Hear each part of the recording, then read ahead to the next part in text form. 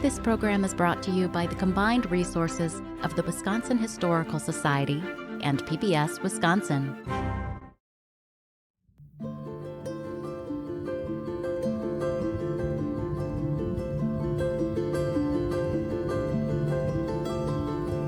On the bottom of Wisconsin waters lie the wrecks of over 700 ships. Frozen in time, each tangle of wreckage sheds light on a maritime mystery. What ship is it? How was it built? What was it carrying? And what happened to the ship and the crew? Each shipwreck also tells a Wisconsin story of a state that grew strong because of shipping and the Great Lakes. Of Wisconsin sailors and coastal communities facing the dangers of the unforgiving lakes.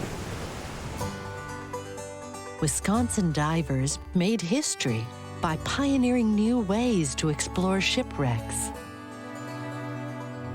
And our maritime historians led the effort to understand them and to protect them for future generations. When you see a shipwreck, especially with a lot of the stuff still on it, that's just really fascinating. Especially if you're diving a little bit of a deeper wreck and you're going down the anchor line and all of a sudden the shadow appears below you. And as you keep going down, there it is. It's like you're in a museum of the past on the bottom of the lake. It draws you down there.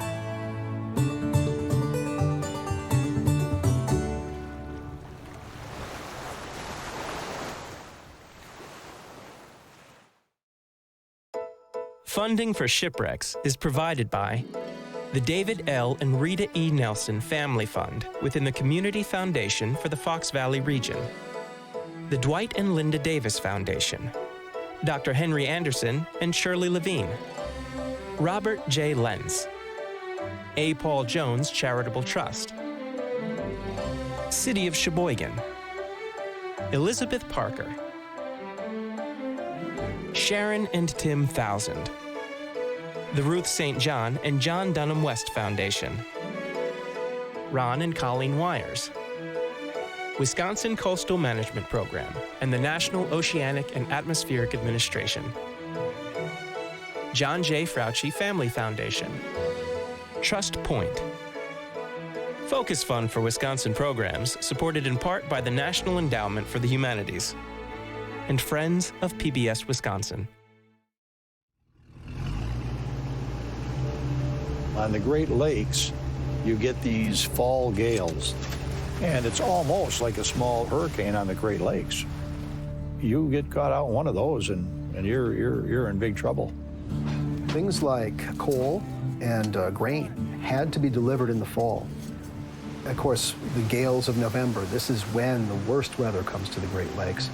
Ship owners would often press captains to make that last trip of the season, past when it was probably prudent to do so. There were no weather reports at the time. There was no weather radar. Ships would leave on a November morning, and everybody kind of knew in the back of their mind that there were going to be big storms. Before you have modern navigation, GPS, and radios and radar, you really were on your own with your own skills as a mariner. A surprising number of shipwrecks were due to collision, fog, and reduced visibility. Thousands of immigrants traveled to Wisconsin on early wooden steamers, which gave rise to one of the most dreaded causes of shipwrecks. When vessels were switching from sail to steam, fire was a big cause of maritime disasters. The steamer Phoenix, which was carrying immigrants from Holland. They had almost reached the very end of their journey going to the community of Sheboygan, Wisconsin. and there was a fire that broke out, and the vessel was quickly engulfed, and over 180 people lost their lives. It's one of the largest maritime disasters here on the lakes. This family Bible was found washed up on shore, a symbol of the lost lives and lost hopes for a better life. The few individuals that did make it to shore in lifeboats did settle in the Sheboygan area, and their descendants are still there today and hold that story very close.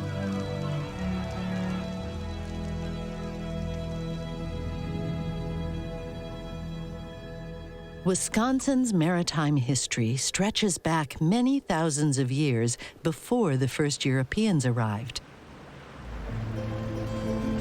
In the waters of Lake Mary, in Kenosha County, the Nagel family spotted a piece of that ancient history.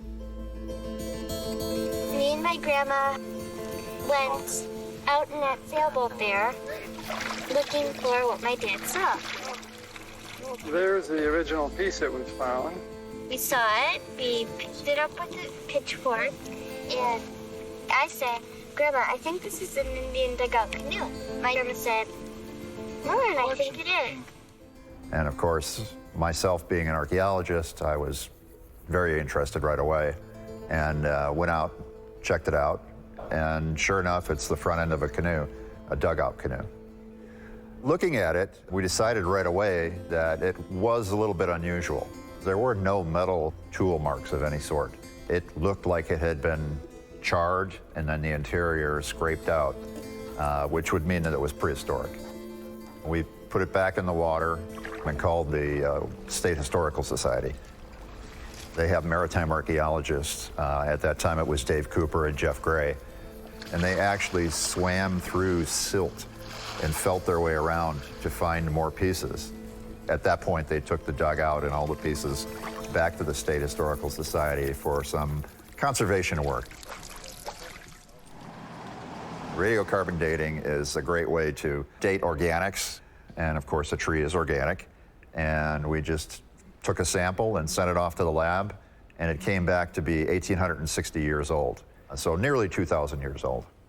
At nearly 2,000 years old, this dugout canoe is the oldest watercraft found yet in Wisconsin. We have a tendency to think that people who lived long ago didn't move around a lot, and it's just not true. They moved around a lot. The birch bark canoe is probably a universal boat of the Great Lakes tribes. The roots and the cedar and everything was available from the environment to make a birch bark canoe. We used to go up into Canada in birch bark canoes, the huge ones, up to Montreal and trade with the French. Well, the birch bark canoe had to be really sturdy and able to withstand the waves of the Great Lakes.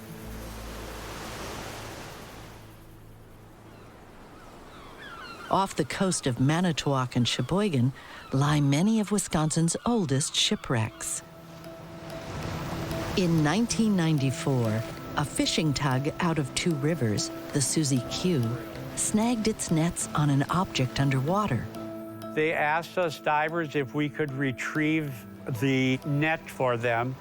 The net buoy was floating on the surface. They told us about where it was. We went out there, took a look at it electronically. The net had snagged on a shipwreck, sitting upright with its mast still standing. And it was a short time after we sent 2 divers down to see if they could work on that net. They also wanted to see what it was. They didn't get much beyond the mast at that very first time, but that mast was a dead giveaway that they had found a schooner. A sonar towfish, pulled past the wreck, provided the first glimpse of the ship from bow to stern. You see the actual shape. The back end is broke down, or the bow is broke down.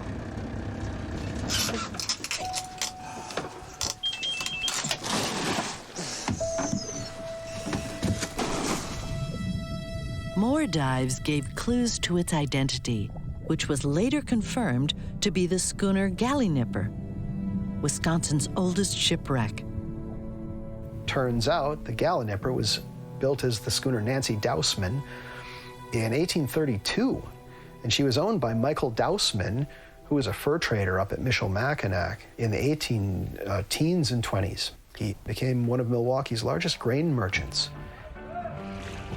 The Nancy Dousman would go on to take part in most of Wisconsin's frontier industries, beginning with carrying loads of fur to eastern markets.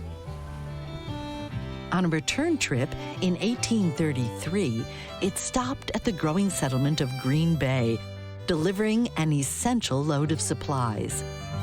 There were a lot of goods that you just couldn't get here. If you wanted anything made of glass, if you wanted dishware, if you wanted silverware, if you wanted nails to build your house, you had to get that all from Buffalo or Oswego. In Milwaukee, new owners cut the ship in two, added 25 feet to the middle, and renamed it the Gallinipper. The ship went back to work, now carrying bigger cargoes of Wisconsin lumber and grain. But its new length made it hard to handle, and in 1854, it was knocked down in a storm and went to the bottom. All of the crew were rescued by a passing schooner. The Gallinipper remains an example of the craftsmanship of early hand-built ships. They really were made as works of art. They had beautiful carved figureheads and scroll work on their bows. Their sterns, their transoms had beautiful carved artwork on them. And finding a ship from that era, from the handcrafted era, where the men worked the beams by hand, literally carving those ships out of oak. And one of those ships might take 20 acres of white oak. They would have to level 20 acres of forest to build. The Gallinipper is a prime example of a vessel that you can look at every single piece of wood on there, and it's all made of wood, just carved by hand by craftsmen.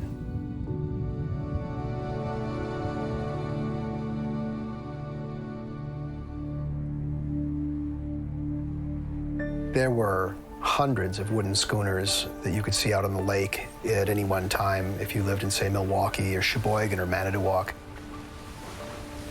When schooners and those early wooden steamers were sailing the Great Lakes, you would see this waterfront here in Manitowoc just chock-a-block full of boats. It was such a huge part of Wisconsin's economy and Wisconsin's culture. A whole community of people lived there that worked on those ships.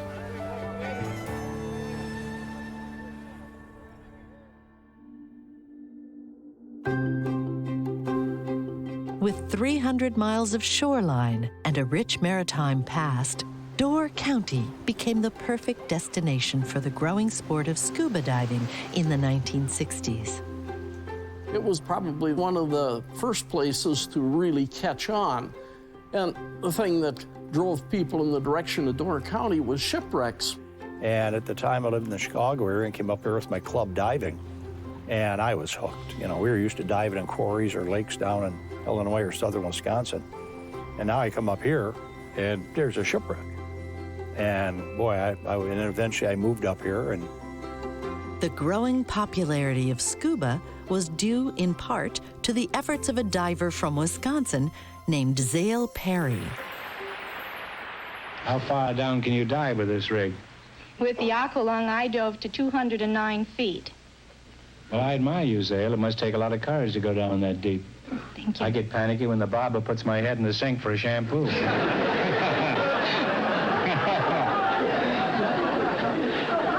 Isn't that getting in pretty deep for a young girl like you?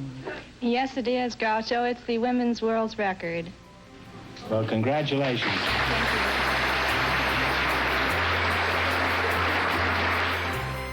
Perry grew up on the waters of Pewaukee Lake, and in high school joined the Sam Howard Aqua Follies as a synchronized swimmer, performing at fairs and other large events. Moving to California, She learned to scuba dive and became a dive instructor. Marineland was anxious to have a specimen of this strange fish, but 3,000 pounds of sheer muscle was too much. Perry joined the production team of the popular television program Sea Hunt and gave its star, Lloyd Bridges, early lessons in how to dive. She also appeared in many episodes of Sea Hunt, a program that boosted the interest in scuba diving around the country. I got interested in diving back in about 1959 from watching Lloyd Bridges on Sea Hunt. Let's look. I was just fascinated by it, so I looked up in the yellow pages in the telephone book where the closest dive shop was, and went over, and I ended up with a tank, regulator, mass fins, snorkel. Frank Hoffman would go on to shock the shipwreck diving world by finding the first completely intact wooden schooner, something most experts thought impossible. I was working summers in Door County as an outboard mechanic. So I went down and introduced myself to Frank because, frankly, I thought he was a charlatan. We'd heard this rumor about this, oh my gosh, an intact wooden ship, that can't be. And anybody that says so has got to be a fake. I went down and finds this guy is very, very genuine. In fact, particularly when he looked me in the eye and said, hey, would you like to go out and dive it on Sunday? Well, that pretty well settled the matter.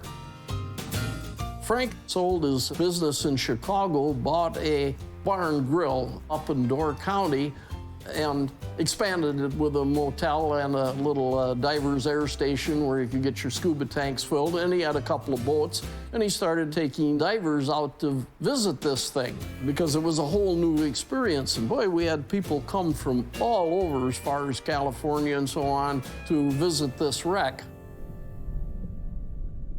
The wreck was identified as the Jenny Belle, a Door County schooner that sank in a storm in 1881 while carrying cordwood and hemlock bark used for tanning leather. All of the crew were rescued. That was kind of a spark, and people said, wow, you can actually find these things intact. And there was all these artifacts and stuff on them. But the Jenny Belle was soon broken to pieces in an attempt by treasure hunters to lift it off the bottom. They made arrangements secretly to raise the wreck, and diving at night out there, the location was kept secret. How did they find it? They had followed us out there with a boat equipped with radar so that we didn't see them following us out, but in fact, they were able to locate the wreck. They put 2 cables under it, ran those 2 cables up to a single cable, and tried to lift this thing, which is settled several feet into the mud. And essentially what happened is that they just snapped it in 2 in the process, and it scattered down into this trench. Remarkably, Frank Hoffman would soon discover another intact shipwreck. It was a mystery ship, one that would change forever the way shipwreck hunters and archaeologists would view the shipwrecks lying in Wisconsin waters.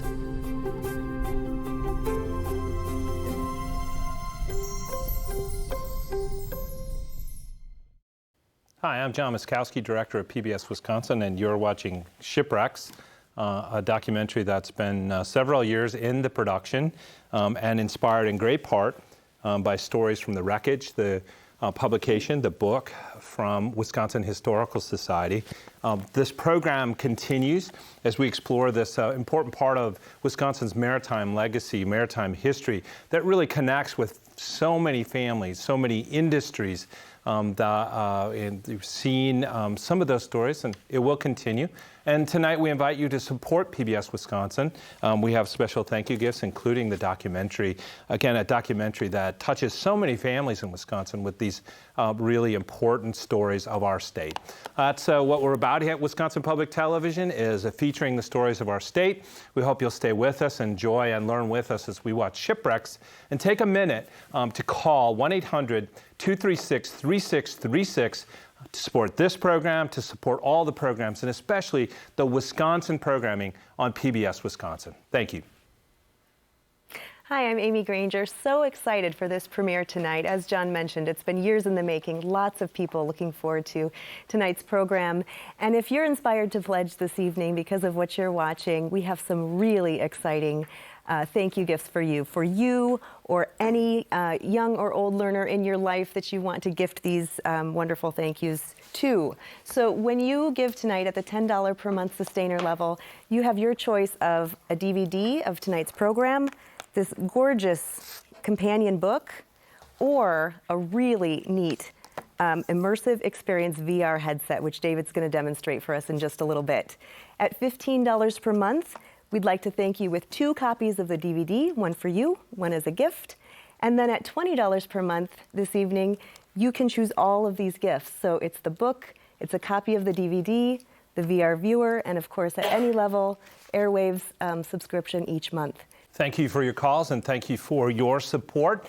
This is a really important story to those communities, Sheboygan, Manitowoc, Sturgeon Bay, all of Door County. These stories are really important to understanding our history of our state. Coming up in the program, we'll, for some of us, be introduced to Max Knoll, amazing Wisconsin innovator in diving.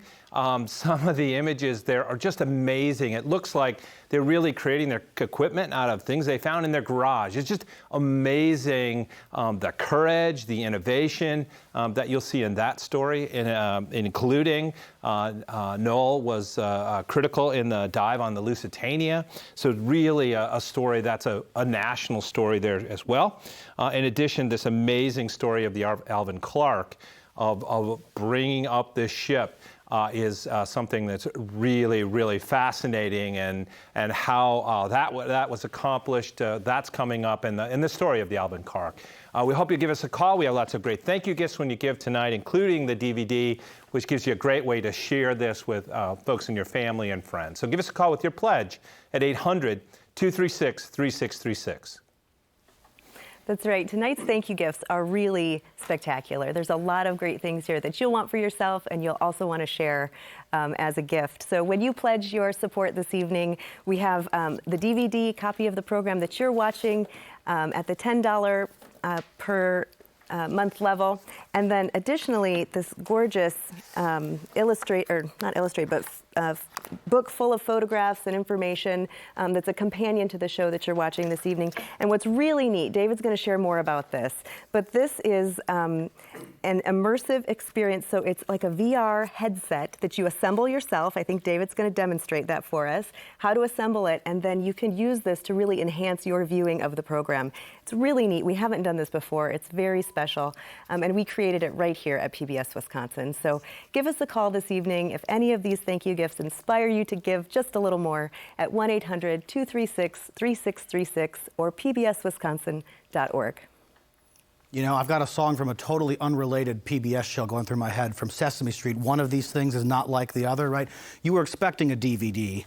You were expecting the book, but were you expecting a VR headset? This is what it looks like when you put it together.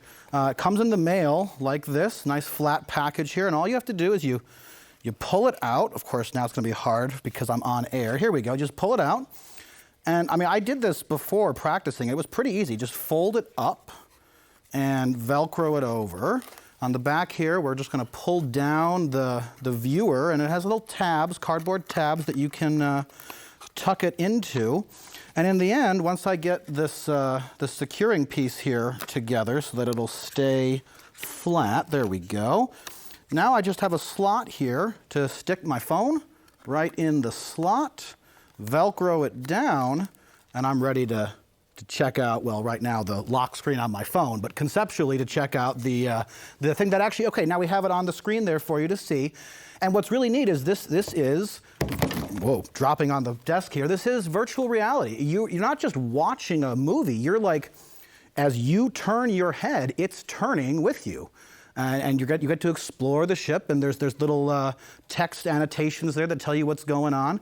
but it's self-directed. We recommend that you sit down in like a spinny chair, an office chair, so you can really spin around, get the whole 360-degree experience. I gotta say, it's pretty cool, and it brings this new level of experience to exploring these wrecks, and you know, especially with stories like this that they're so personal, they're so meaningful to Wisconsin. Bringing it to that next level of interactivity really makes a big difference. So that's a great thank you gift to consider at the $10 a month level. 1-800-236-3636. Well, congratulations, David. You got that together. Well done. The other thing about that viewer is it opens you up to thousands of hours of other content from around the world. So once you start to explore that, you will realize there's amazing work from Wisconsin and all over the world from that tool. I also want to mention, and I want to tell you about something that maybe you will never use, maybe this isn't for you, but something that I think you might want to support with your gift. In addition to the documentary, the VR work that we've been talking about just now, PBS Wisconsin has been collaborating with Field Day, a gaming unit, an educational gaming unit of UW-Madison.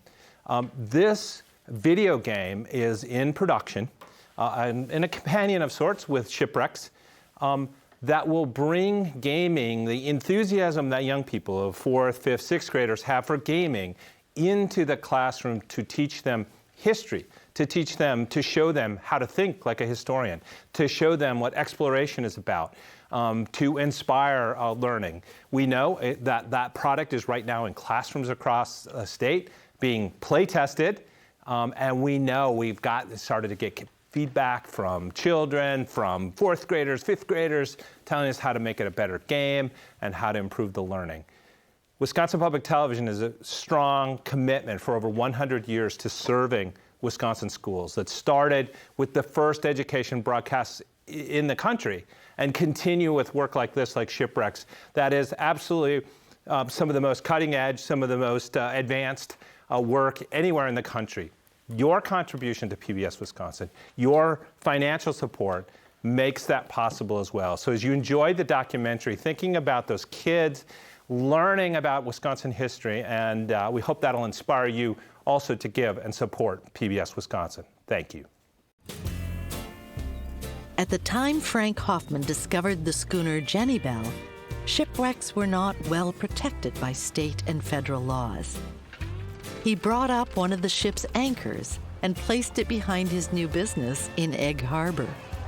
This was finders keepers times in those days. And so the idea that when you were on the shipwreck, if you didn't, say, maybe pick up a plate in the galley or maybe even saw off a fitting, but you better bring something up or you weren't much of a diver.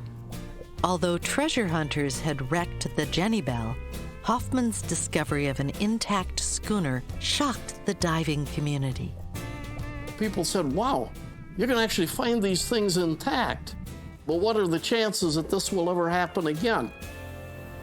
Dick Garbowski, fisherman in Menominee, just called me on the phone and asked if I couldn't freeze their nets. They got them tangled up in some object underwater. And of course it was it was in November of '67. It was a cold, miserable day out, but the water was halfway calm.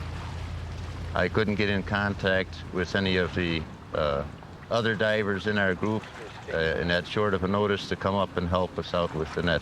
So I had to make the first dive myself.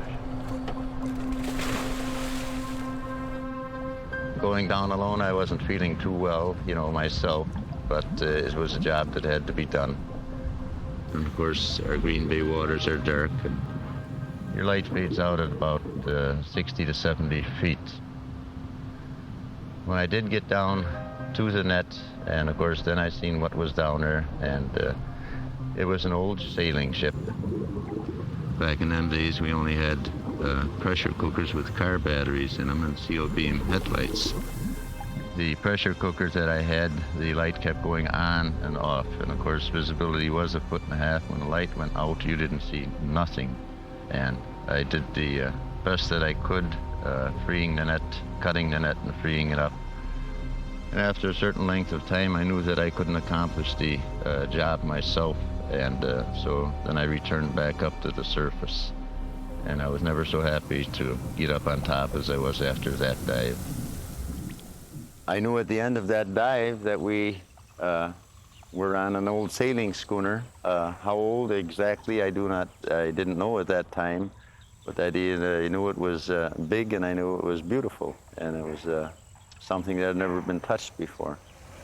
I felt the best thing was for me to call in for extra divers, finish reeing the nets up.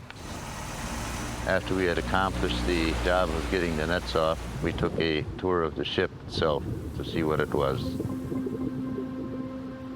We found the wheel of the ship, and there was still canvas on the wheel itself. And this was to protect somebody from putting their arm or leg through it if the ship would take a fast turn. As to the interior of the ship, we found out that it was entirely filled with silt to within about a foot or so of the deck, inside the cargo holds. The cabin area was the same thing.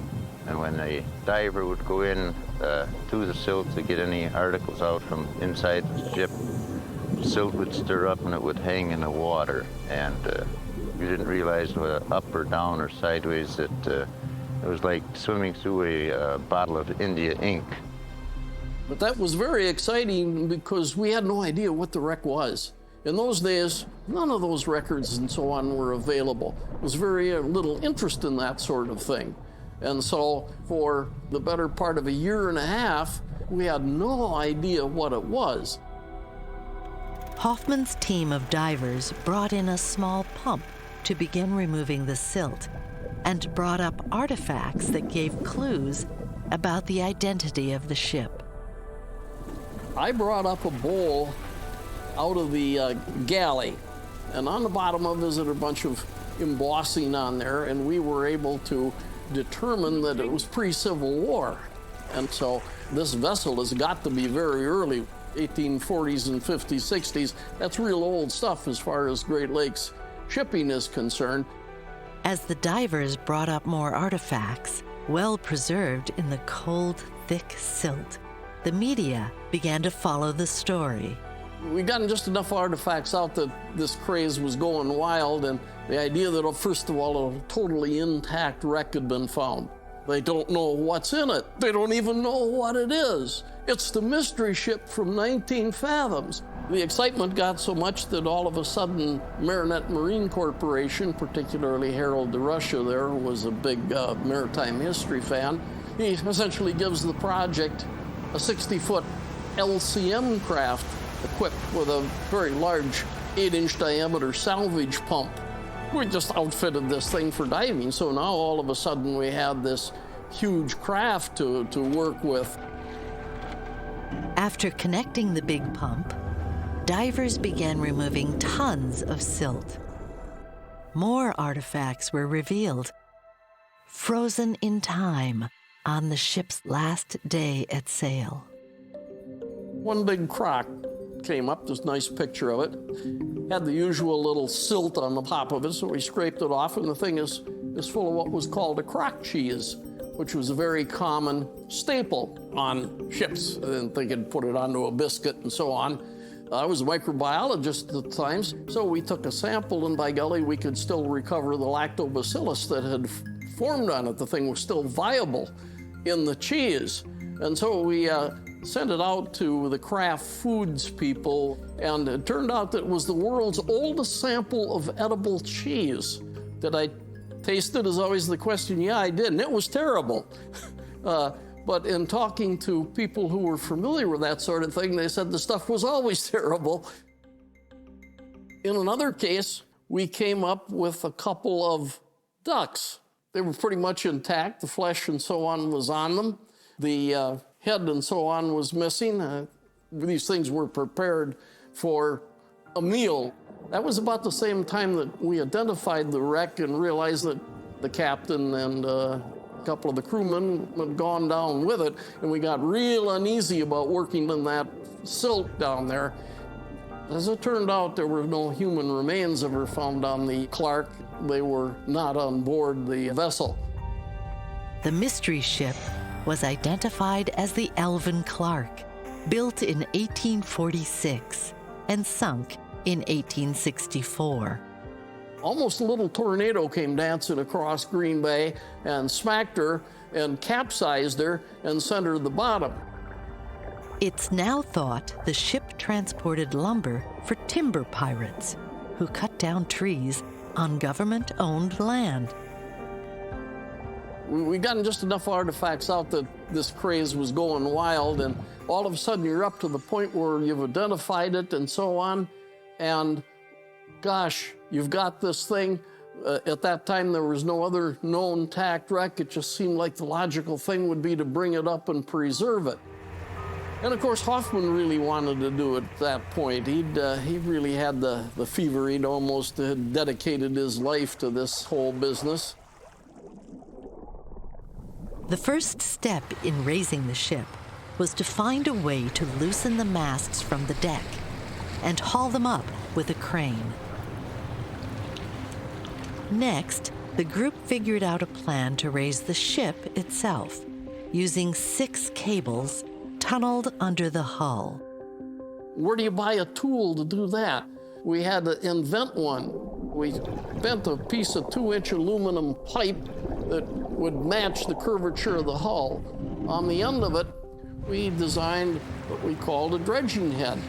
Attach that on one end of the pipe, fire hose on the other, and you wrestle that underwater. You could just slowly push that pipe right underneath the Clark, and this thing would just dredge its way right under, following the curvature of the hull. When it popped up on the other side, you tied a nylon line on it, pulled the thing back out, and there was a cable waiting from the surface that you then attached to the nylon line. It took 6 weeks to put 6 cables underneath that puppy, and that was a real job.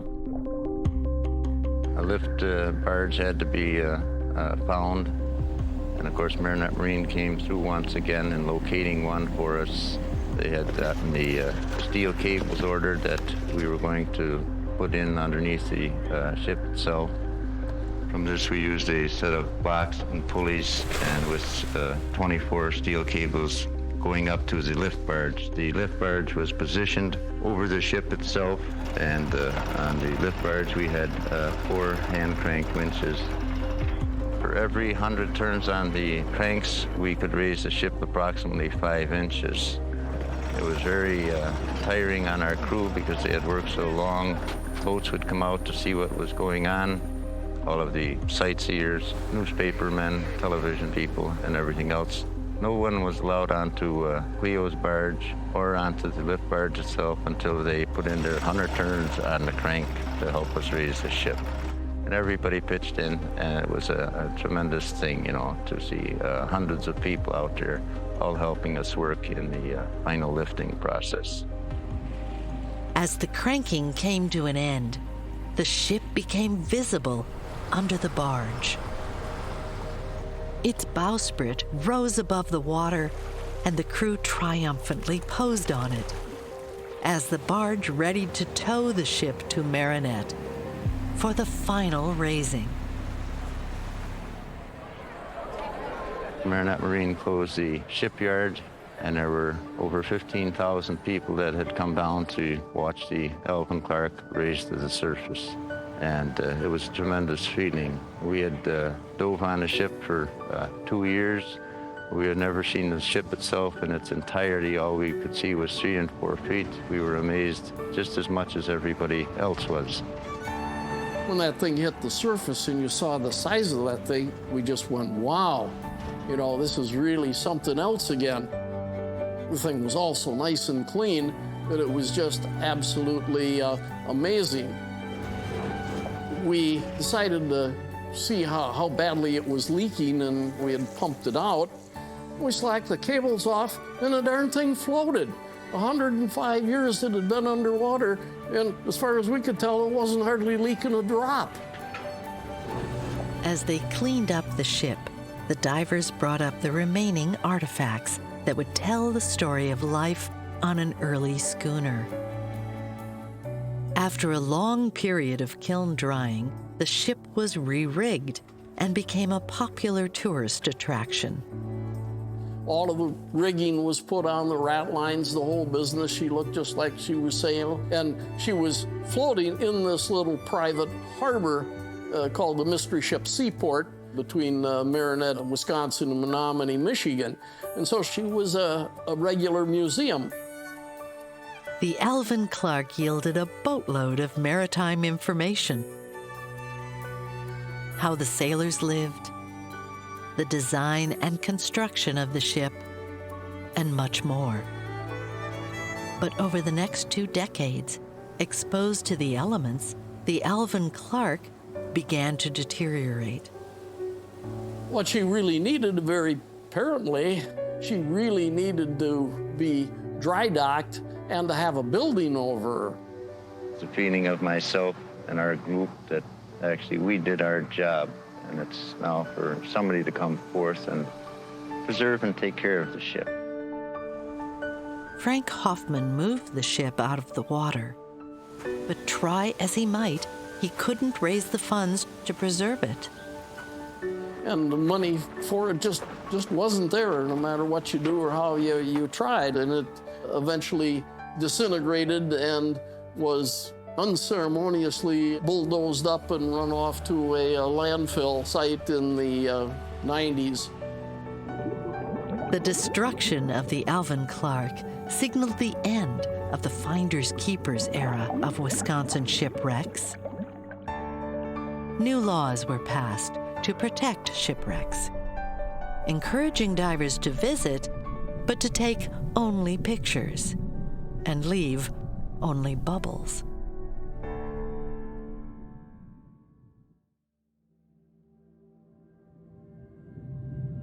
In 1954, 15 years before the raising of the Alvin Clark, a Dutch cargo ship, the Prince Willem V, loaded up in Milwaukee. After taking on a full cargo of Wisconsin products, the ship departed at dusk in strong October winds. 3 miles out, the Prince Willem collided with an oil barge. As it began to sink, the Coast Guard arrived and rescued all of the crew. The Prince Willem came to rest on its side in 80 feet of water. The Army Corps of Engineers declared the wreck a hazard to navigation and requested proposals to remove it. Corps of Engineers assumed that the wreck would have to either be cut up, dynamited, dragged out to deeper water, or raised in order to clear it to the required 40 feet deep. Milwaukee salvage diver Max Knoll won the bid to clear the hazard and gain ownership of the wreck. He soon discovered that it would be easier to clear than anyone expected. This is the gangplank from the Prince Willem V. This was sticking up to 31 feet of the surface. The Corps of Engineers felt that the entire wreck stuck up that high. Max Knoll got the contract to clear it to the required 40 feet, and all he had to do was cut this loose. Took about 20 minutes. As a child in the 1920s, Max Knoll became fascinated with the Jules Verne classic 20,000 Leagues Under the Sea. The growing popularity of the open-bottom diving helmet inspired many Wisconsin teenagers, like Max and his friend Jack Brown, to build their own. Jack made a rubber suit out of old inner tubes and a helmet from a 5-gallon paint can held down with window weights. Jack lent his suit to Max to make a dive into Lake Michigan. And according to Max's writings years later, he was hooked. He wanted to be underwater whenever he could. While a student at MIT, Max bought a used diving suit, which he brought home one summer. With the help of his friends Jack Brown and Vern Netzow, he discovered the wreck of the J.M. Allmendinger, a wooden steam barge that ran aground in a storm near Mequon in 1895. After college, Noel met and teamed up with John D. Craig, a diver and Hollywood adventure film producer. Craig had secured a contract to work on the salvage of the Lusitania, an ocean liner sunk off the coast of Ireland in 1915. The Lusitania that got us into World War I had been torpedoed off of Ireland in 312 feet of water. And the deepest dive of record at that time was made by a U.S. Navy diver 306 feet. So how could they get at the treasures of the Lusitania? In the quest to reach the Lusitania, Max Noel and Jack Brown would team up once again to design and build a revolutionary diving suit. Noel and John Craig would volunteer as human guinea pigs in dangerous experiments, hoping to shatter the limits of how deep shipwreck divers could go and how long they could stay down.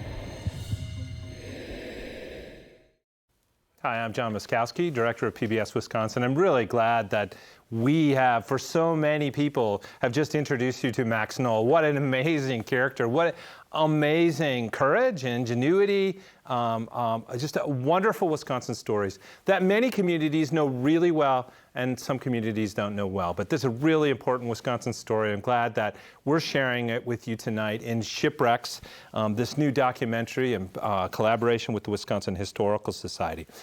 These few minutes that we're talking to you right now are a chance for you to contribute to PBS Wisconsin. We have some special thank you gifts. But right now, your dollars are doubled by a challenge fund set up by current members of PBS Wisconsin to double the gifts of new members. So we're hoping to hear from 50 people during this break. And your dollars are doubled when you call thanks to that special gift from current members of PBS Wisconsin. So you're enjoying Shipwrecks. As we said, we have some great thank you gifts, including a companion book, which is a great way to learn more about this important history of Wisconsin. So start by calling 800-236-3636 with your pledge.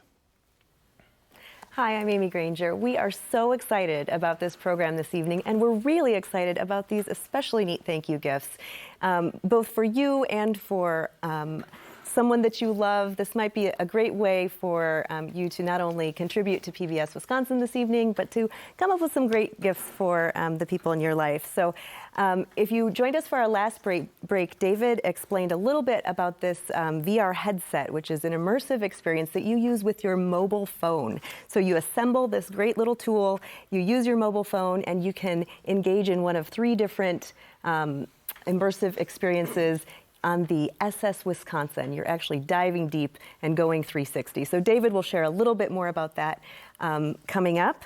But at the $10 per month level, when you contribute this evening as a sustainer, you may choose the DVD of this program, the book that John just mentioned, or the VR viewer. At $15 per month as a sustainer, we'd love to thank you with 2 copies of the DVD, one for you, one for a friend. And at $20 per month as a sustainer, you get the entire package. So that's the DVD, the book, and the VR headset. Really neat package. When you give us a call, 1-800-236-3636. Thank you for joining us with your pledge. Again, this is a challenge break, so a great chance to double your gift with your call and pledge to 800-236-3636. As we've mentioned, this documentary is inspired by the book Stories from the Wreckage with the Wisconsin Historical Society. And I'm also here with another inspiration for the documentary, and that's Tamara Thompson, who is an underwater archaeologist, which is enough reason to want to know, what do you do, Tamara? Because it sounds fascinating. So Tamara, why don't you explain a little bit about the Historical Society and the underwater archaeology and why it's so important for our state? So I am one of 2 underwater archaeologists that our state has. Our program, the Maritime Preservation and Archaeology Program, has been around since 1987. And since that time, we've looked at over 200 shipwrecks on our lake bottoms and documented them for listing in the National Register of Historic Places. So Tamara, you've been involved, and we've talked about the VR experience, the game a little bit, and the documentary. You've been involved in all of those. And again, it's a reminder that when we put together something at PBS Wisconsin, we bring a lot of craft, but a lot of history and a lot of experts to it. Do you want to highlight something that you worked on that was especially enjoyable? Oh, I just think it's very exciting to be able to share the VR experience with folks because it's an opportunity to go and visit a shipwreck, the SS Wisconsin, without even getting wet. So you don't have to be a diver or have a diving certification to really immerse yourself in the shipwreck experience. Well, thank you, Tamara. This has been quite a journey with the Historical Society, with the complications of COVID, the complications of actually seeing things underwater.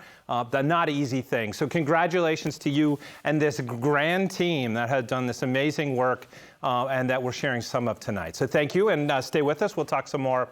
And your job at home is to call us, support this work at 800-236-3636. And when you give us a call this evening, we have some really fantastic thank you gifts. When you pledge your support at $10 per month as a sustainer, let us thank you with either a copy of the DVD of the program you're watching this evening, the companion book, which is just a wealth of information. If this topic fascinates you, you need the book just to dive a little bit deeper. Excuse the pun, or the VR viewer, which we've talked about a little bit more this evening, and David's going to demonstrate for us again. So at $10 per month, you choose. At $15 per month, it's 2 copies of the DVD of the program, so a great gift right there. And then at $20 per month, it's the entire package. And of course, at any level, when you pledge your support, you receive monthly copies of Airwaves Program Guide, which is just a fabulous way to stay on top of what's coming up at PBS Wisconsin. Give us a call at 1-800-236-3636 or pledge online. No, I will not excuse the pun. I will demonstrate the VR viewer. That I will do. We are at 21 calls, more than halfway to our goal of 40 calls during this challenge break. Please pick up the phone right now, 1-800-236-3636. And let's talk about this rather unique thank you gift. So I've got this thing pulled up on my phone now. I showed in the previous break how to assemble this thing, so I'll let that be something that you go back and watch on your DVR. There are instructions that come along too. It's not hard. I figured it out actually without the instructions, if I'm being honest. I'm just going to slide my phone in here and Velcro it down, and here we go. Okay, it looks like it's over here, so bear with me as you look at there it is. And I am now, oh, that's actually kind of cool. I am looking at this shipwreck. I'm not going to walk into a wall. There's a wall there, right? And like, how cool is that? Tamara said you can go diving without getting wet. You can go diving. I mean, how many people get to dive and look at a shipwreck? Right, and I mean, trust me, I would never be certified as a scuba person. They would find 5,000 reasons to disbar me from that. And actually, it makes noise. I was hearing the ocean waves, or what? I guess not waves at that level. It's a truly immersive experience, and it takes your understanding of this history of Wisconsin to a whole new level. That's just one of the thank you gifts that you can get. And of course, more importantly, is that you can support this programming. We are at 29 calls, 11 more to go. Now's the time to call, 1-800-236-3636. Thanks, David. I'm John Muskowski, Director of PBS Wisconsin, and I'm here with Tamara Thompson from the Wisconsin Historical Society. Tamara, what people want to learn more, this what we do at PBS Wisconsin. We know that a documentary has those limitations. We can't take you everywhere, but if folks want to go to a next place, learn more. What are some of your suggestions? Well, we host a website along with the University of Wisconsin Sea Grant Institute, which is wisconsinshipwrecks.org. And if folks would like to go there and visit it, they can learn a little bit about all 700 and more shipwrecks that are in Wisconsin waters. And do you have this sounds, I think you would be first to remind folks about these are tragedies. They're really serious incidents. And yet they hold so much history. Do you have a favorite dive, or are you have some favorites? Oh, my absolute favorite is the Christmas tree shipwreck Simmons. So when you go and visit that shipwreck, it is still stacked with Christmas trees in its hold. And if you look very closely at some of the trees that are in the lower levels, they still have the needles on them. Wow. Wow. And any other ones that you think are especially remarkable? Well, we just got to visit a shipwreck called the Senator a couple of years ago, which is in 450 feet of water, and we visited that with robotics. Mm-hmm. And that ship went down with over 200 Nash automobiles in its hold. And so that was a really neat experience to go somewhere where you wouldn't necessarily be able to dive to, but to spend time looking at those cars that were going to market just a couple days after the stock market crashed in 1929. Thanks, Tamara, for joining us, and we'll talk more. And thank you for your amazing work. If folks are wondering, is that the Tamara Thompson that I read about in the newspaper recently? We haven't even mentioned that wonderful recent discovery in Lake Mendota, so maybe we'll talk about that. But we want to encourage folks to go to the phone, support PBS Wisconsin, support this adventurous approach to learning with your call and pledge at 800-236-3636. I think this evening I have a couple of school-age learners at home who have a new career aspiration on their list. Underwater archaeologists, thanks to Tamara. So thank you for that inspiration. They're also looking forward to this VR headset. This is really cool. And there's someone in your life who would find this just fascinating and a great way to take a deep dive into this topic. So if you decide to pledge your support this evening, please let us thank you with some of these awesome thank you gifts. We have the DVD, the companion book, or the VR viewer at the $10 per month sustainer level. At $15 per month, let us thank you with 2 copies of the DVD. It's a wonderful gift. And then the entire package, when you pledge your support of $20 per month as a sustainer, we'll send you the book, the DVD, and the VR viewer, and of course your copy of Airwaves each and every month. Give us a call at 1-800-236-3636 or pledge online. You can learn a little bit more about all of these thank you gifts if you take a look there at pbswisconsin.org. And again, we'll just take a little bit more of a look. David did a great demo on this VR viewer. What this does when you use your mobile phone is it gives you a fully immersive 360 experience, some of what you saw on the screen with David. One of 3 different experiences that you can view of the SS Wisconsin, an actual ship that is in Lake Michigan. So give us a call, 1-800-236-3636. When I was a kid, I wanted to be a cryptozoologist when I grew up, which I was told was like you go hunting for Bigfoot and, things like that. I don't think that job actually existed. On the other hand, if you had told me yesterday that there was a job called underwater archaeologist, I'm not sure I would have thought that existed either. So who knows? Maybe there's hope for me yet. Second career as a cryptozoologist. I'll tell you what there is hope for. We are at 37 calls going for 40. We can make that happen if you call 1-800-236-3636. I've been talking a lot about this VR viewer. I'm sold. There are other thank you gifts as well. I don't want to be remiss. There's this wonderful book companion that has full color photographs of the shipwrecks and all sorts of incredible history. Context for the sailings and what life was like at the time. There's the DVD of the program, of course.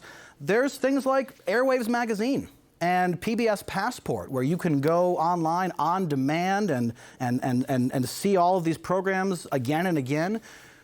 Whatever is motivating you, that's what matters right now. 1-800-236-3636 is the number to call. So just a couple, a minute or so for you to take advantage of the challenge and have your dollars doubled. So call 800-236-3636. Let's go beyond and well beyond the goal with your call and pledge. I want to thank some funders who, really appreciate your calls. You're seeing the product of the work of lots of great people. From some folks joined us at the beginning of this project and supported the vision of what we were attempting to do here, which is quite complicated. I hope you're getting a sense of with the education video game, with the VR work, we're really pushing ourselves forward in new ways to serve audiences. So I want to thank some of the funders, David L. and Rita E. Nelson Family Fund within the Community Foundation of Fox Valley Region, Dwight and Linda Davis Foundation, Dr. Henry Anderson and Shirley Levine, Robert J. Lenz, or Bob Lenz, the A. Paul Jones Charitable Trust, the City of Sheboygan, Elizabeth Parker, Sharon and Tim Thousand, Ruth St. John and John Dunham West Foundation, Ron and Colleen Wires, the Wisconsin Coastal Management Program and the National Oceanic Atmospheric Administration, the John J. Frautschi Family Foundation, Trust Point, Focus Fund of Wisconsin Programs, the National Endowment for the Humanities, and all of you through Friends of PBS Wisconsin. I have to say, when I look at this list, it just so much represents the way we approach our work at PBS Wisconsin.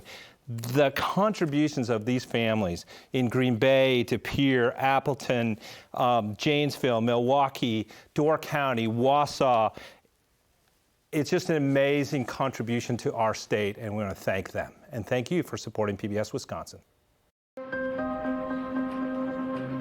In their quest to reach the wreck of the sunken ocean liner Lusitania, adventure film producer John Craig and Milwaukee diver Max Noel would have to dive deeper than anyone wearing a standard diving suit had ever gone. At the time, shipwreck divers breathed compressed air delivered through a hose by a pump on the surface. Dive times and the depth a diver can go are limited by the nitrogen in the air, which accumulates in the blood under high pressure. The nitrogen has some ill effects, and one of those is sometimes called the bends. The nitrogen gets into the bloodstream in a liquid form, and if the diver comes up from a depth too quickly without what's called decompression, that nitrogen returns to a gas and bubbles in the blood supply of the diver. The worst case scenario is it kills the diver. And the other was the effects of nitrogen. You start feeling like maybe you've had an extra martini or two. Nitrogen narcosis is what they call that, drunkenness. And some of the decisions that are made can be fatal. While a student at MIT, Max Noel designed a self-contained diving suit without a clumsy air hose. Noel decided that air could be supplied by tanks, which opened up the possibility of breathing gases other than regular air. As Max and his old friend Jack Brown set to work building the new suit, word began to spread about their plans. The idea that this guy now claimed he had a revolutionary suit that was self-contained and they were going to go down on the Lusitania and salvage it, Milwaukee Journal picked up on that. And of course, that kind of story went out on the old wire service. Some articles noted that they planned to experiment with breathing helium instead of nitrogen. This caught the attention of Dr. Edgar End of the Marquette University Medical School. He knew that a diver breathing helium could, in theory, dive much deeper and return to the surface much faster. Dr. End had been doing some experiments with helium and oxygen on animals they had at Marquette University. They had little chamber systems set up, and they were looking at the possibility of using helium. And so they teamed up. But how the heck would have they ever tested these things other than maybe doing it in the water, which would have been maybe difficult and risky? how the heck would they known this thing was going to work ahead of time? But in 1928, Milwaukee had put in what's called a recompression chamber because they were seeing a lot of cases of bends. This wasn't from divers, this was from people that are called sand hogs. Milwaukee's sand hogs were construction workers digging the deep tunnels for new sewer lines and water intakes. If they came up to the surface too quickly, they could suffer from a case of the bends. And so in the old Milwaukee County Hospital, they built a recompression chamber so that these guys could be recompressed, which is the only really successful treatment usually for the bends.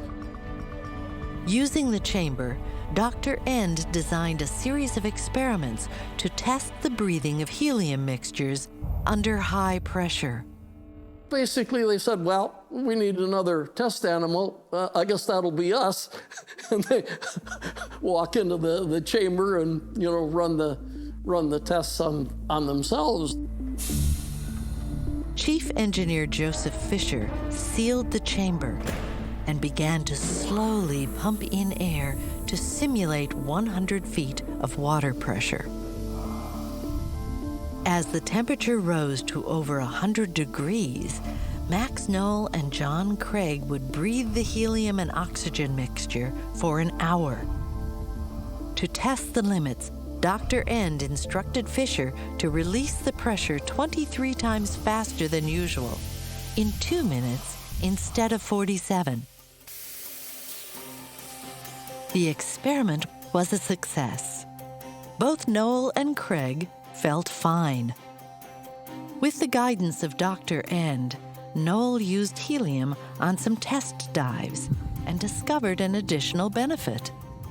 Max started to realize that, hey, I'm pretty sharp down there breathing this stuff. It didn't produce that nitrogen narcosis effect.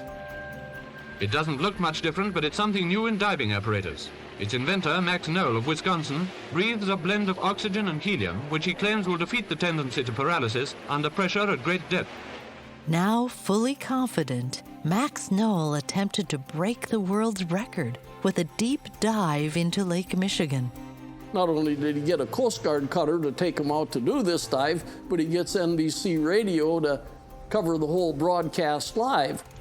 But when you think about it, despite the fact that it was engineered, thought out, and put together, it was a prototype. It was a jury rig. Nobody had ever done this kind of thing before. Down he goes, and he talks from below for broadcasting. You're on the bottom? Well, wait a minute, we'll find the depth. What's the depth there? 420 feet. 420 feet, that's a record, Max. Over 100 feet deeper than the previous record, which means that the sunken Lusitania is now within reach of the diver.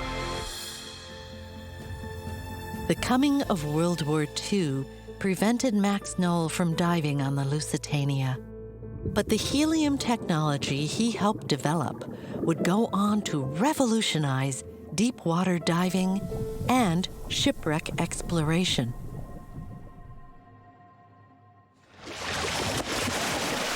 In the decades to come, as breathing helium and other new technologies became more common, treasure hunters threatened to strip Wisconsin shipwrecks of most of their artifacts.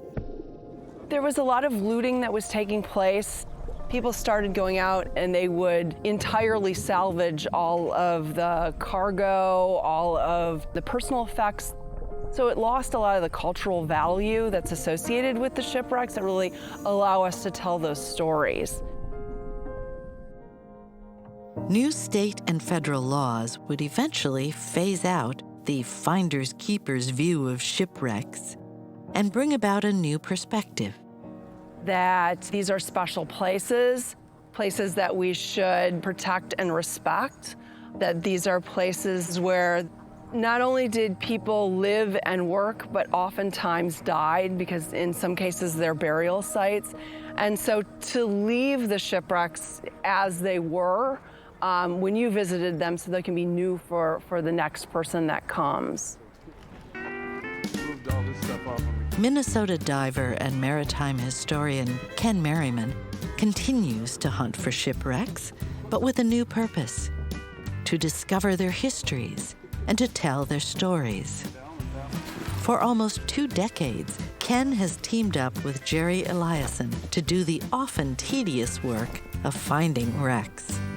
Not a sport that everybody likes. I mean, you got to be kind of boring people. You know, that's the bottom line. Or you got to have somebody that you can joke around with and have a good time.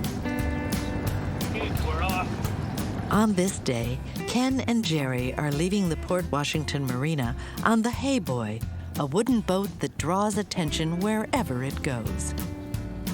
The boat's a 1947 Owens Cruiser, and I've owned it for 48 years. Ken and Jerry have identified dozens of wrecks, most of them in Lake Superior. Isn't it about 20, Ken? What? Aren't we right around 20? I think it's close to 30 now. I think it's 40, isn't it? Is it 40? Do I hear 50? The team was focused on finding the wreck of the long-sought Père Marquette 18, a railroad car ferry missing since 1910. There were dozens and dozens of them around the Great Lakes. They would save miles by bringing the railroad cars across on the ship instead of driving them completely around the lake. But the majority of their work was in the winter, where they spent a lot more, so the Père Marquette 18 was chartered out as an excursion boat. Because in addition to railroad cars, it also handled passengers. So it was used as a party boat between Chicago and Waukegan. And Chicago and Milwaukee, they just charter it out. After the ship returned once again to serve as a railcar ferry, the Père Marquette 18 began its first trip of the season from Ludington, Michigan to Milwaukee. And there are stories that Captain Keelty told his wife that they wrecked my boat when he first saw it after getting it back, because he wasn't the captain during its charter boat season.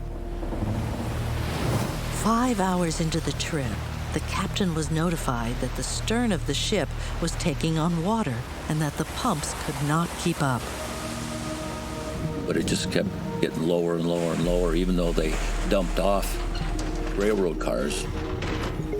Some places it'll say they dumped all 30 of them. Some places it'll say that they dumped half of them. One of the first Great Lakes ships equipped with wireless telegraphy, the Père Marquette 18 sent out a distress message. They were saying things like, for God's sakes, hurry, help us. At first, company operators on shore dismissed the messages as fake, the work of a prankster. Eventually, other vessels heeded the call, and a sister ship, the Père Marquette 17, steamed off to assist. And they arrived just in time. The Père Marquette 18 hadn't gone down yet. With the Père Marquette 17 standing by, the Père Marquette 18 continued its slow progress due west. With all engines still running, the captain seemed confident of the ship's ability to make it. Suddenly, the big ship began to list. The stern sank down, and the bow rose high into the air. Passengers and crew on deck jumped for their lives as the ship quickly sank, stern first.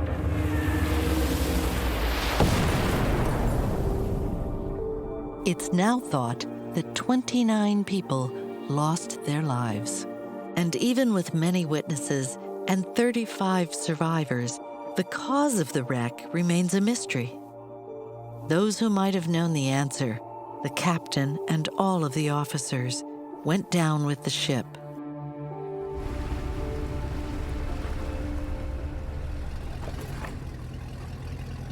To search for a ship, Ken and Jerry use a side-scan sonar that uses reflected sound to paint a picture of the lake bottom. All right, so she just tows like a torpedo. This is what we see. If you saw a bright spot out here, you'd be looking for something about that size, for a shipwreck, about an inch. See, one thing. Watching the sonar, the team systematically scans a search area in a process they call mowing the lawn. Because you're just going back and forth over that area. And to pinpoint the search area, Ken and Jerry did a deep dive into the historical record. We found a report from the wheelsman. All the officers died, so he was the only one that had any clue on the navigation of where the ship was. That at a certain time, they turned and headed south. They were dumping railroad cars. Then the helmsman said, I got the command to turn towards shore. So we just kind of scribed in all the things, and we got a sweet spot. We went back and forth, and then said, okay, let's both put an X on the chart, pick our area. And then Jerry defined the search grid. In this case, it was a fortuitous compromise. Yeah, I guess you could call it. After just a few passes on their grid, their research paid off as they spotted what appeared to be a shipwreck in about 500 feet of water. This is how the wreck lies. This is the bow, and it sank stern first, speared into the mud, and still sits at quite an angle. Dropping a camera and cable the length of a 35-story building, Ken and Jerry captured the first images of the long-lost Père Marquette 18. The twisted metal and collapsed structures reveal the impact of striking the bottom nearly 500 feet down. A railroad car remains on board. Our phone rang around 10:30 one night, and my son said, Mom, the 18's been found. Wow. We were really elated. It was the neatest thing. We sat there for quite a while, looking, both of us, on our respective computers, some of the pictures that had been posted, and people say they mentioned closure, but I can understand it now. We were far removed from the actual experience, I mean, by a few generations, but so we didn't ever feel the sadness of it, but it was just really a good feeling that it had been found. Of Wisconsin's 750 known shipwrecks, the diving community has now found over 200. We actually have 75 shipwrecks now listed on the National Register of Historic Places, and that's more than any other state. It's been a long time coming, and there's lots of people that have helped us along the way get to this point where we're a leader, really, in the preservation of these resources.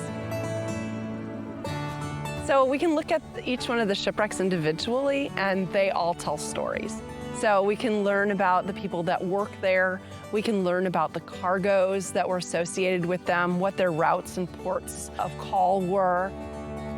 We can also learn really the immigrant stories, people that not only took ships to come here to Wisconsin, but also were involved with the early maritime trade.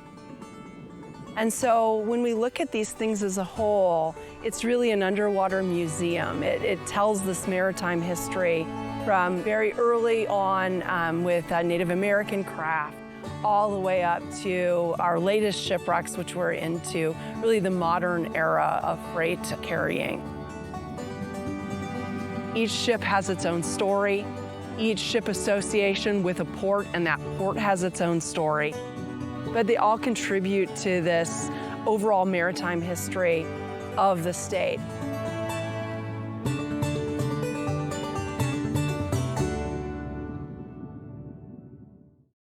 Hi, I'm John Muskowski, Director of PBS Wisconsin. You've just seen Shipwrecks, this wonderful, it says right here, dive into Wisconsin history, of course. We have just been run out of puns through this project and now sharing them with you. But we invite you to support PBS Wisconsin. You've just seen how we have this a mission to explore our history, life, culture, Wisconsin's amazing innovators. You've just seen that. With the gift of $20 a month, we have the DVD. We also have this companion book, Stories from the Wreckage. This is published by the Wisconsin Historical Society Press with lots of great ways to learn more about this maritime history of Wisconsin. And then, as we've mentioned before, the VR viewer. I think for a lot of folks, the VR viewer might be a great holiday activity with playing around with some younger folks. As I want to say, too, the player also opens up a world of other content. We've mentioned the shipwrecks content, but there's thousands and thousands of explorations from folks like the National Geographic Society and from NOVA that really can take you out into the world. So this is a really interesting tool to learn more about the VR 360 world that's out there. Thank you for joining us. Great time to call right now, 800-236-3636 with your pledge. Well, as John mentioned, the thank you gifts this evening are really, really special, and they make wonderful gifts for other people in your life, people that might want to learn more about this program, using the VR viewer and the companion book. Did you know that if you would like to gift your thank you gifts to someone else, we can send them directly to that recipient? So when you call this evening to pledge your support, have their name and address ready, and let them know, let the phone bank know that you would like your gifts given to someone else, and they will ship them directly. So that is a really nice perk of supporting PBS Wisconsin and receiving these fantastic thank you gifts. So again, at $10 per month as a sustainer, it's the DVD of the program, or the companion book, or the VR viewer. At $15 per month as a sustainer, it's 2 copies of the DVD. And then again, at $20 per month, it's the entire package, the companion book, the VR viewer, and the DVD. So wonderful gifts for yourself or someone that you think would be inspired by learning more about this. Give us a call at 1-800-236-3636. Yeah, and I do want to just one more time go over how exactly this VR viewer works. It's new to us. It's probably new to you as well. But it's really pretty straightforward. When it comes in the mail, it's just in a nice flat package like this, and you pop it out and fold it together. There's instructions that you can follow. And when you put it all together, it looks like this. And on the bottom here is a little QR code. You take your phone. I should clarify, you take your phone, smartphone not included in this thank you gift. Snap a photo, it brings up the website, pop your phone in, and off you go to dive into the world of the bottom of Lake Michigan.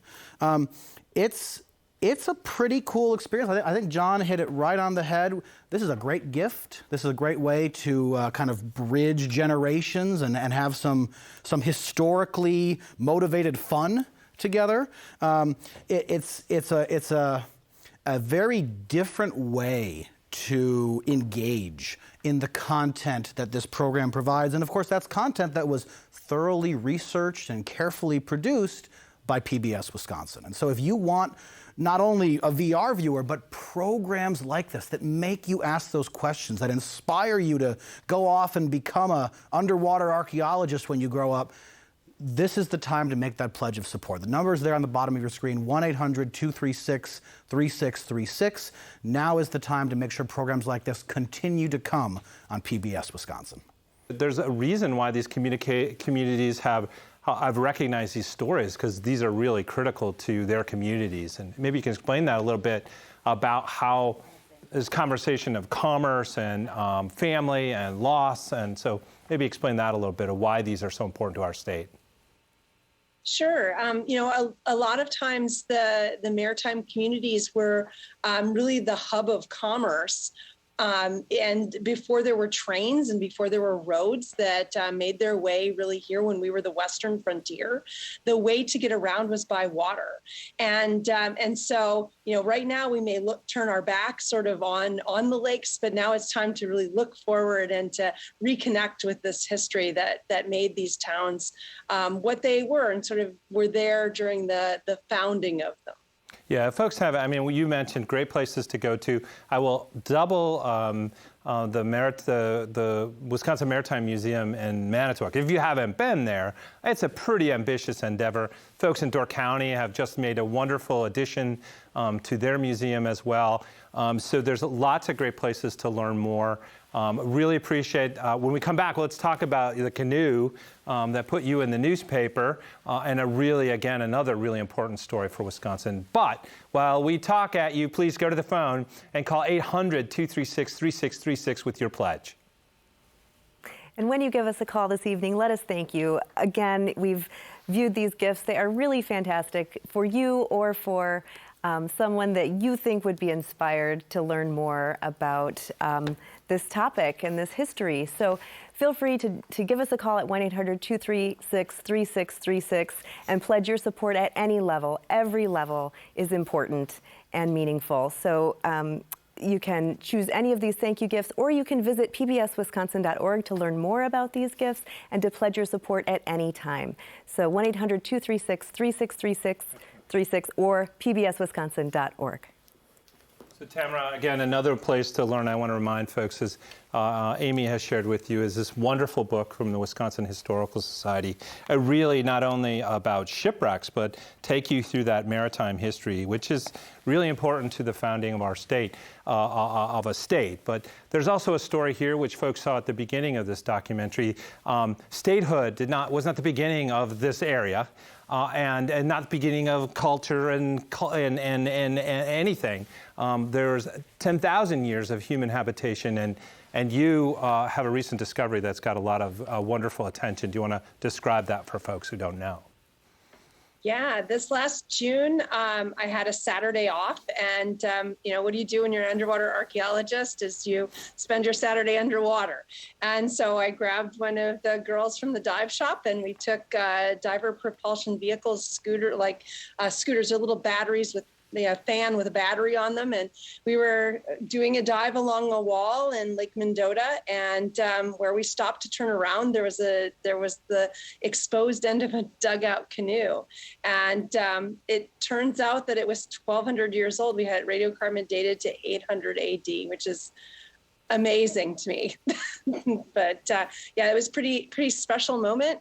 We were able to bring it out this November 2nd. And it's now undergoing conservation at the State Archive Preservation Facility. So thank you. So we're really eager as you learn more to really share that important part of Wisconsin's maritime history. When I mentioned the funders earlier, so thank you for joining us tonight. Thank you for the great work on all this project. When I went through the funders earlier tonight, I kind of went through quickly about Ron and Colleen Wires. And I want to mention Ron. Ron passed recently and supported this project. And I do want to thank the family. Ron had such a passion for learning. A lot of their philanthropic support is seen in this great place at Heritage Hill. I didn't want to pass without mentioning all of our donors, their enthusiasm for learning, their enthusiasm for great things in their community. So I know the folks are calling right now and supporting that. You also do great things in the community, and many, many support the Wisconsin Historical Society, one of the best organizations, one of the best history organizations in the country. So we want to thank you, Tamara. We want to thank our community of support that supports great things in Wisconsin.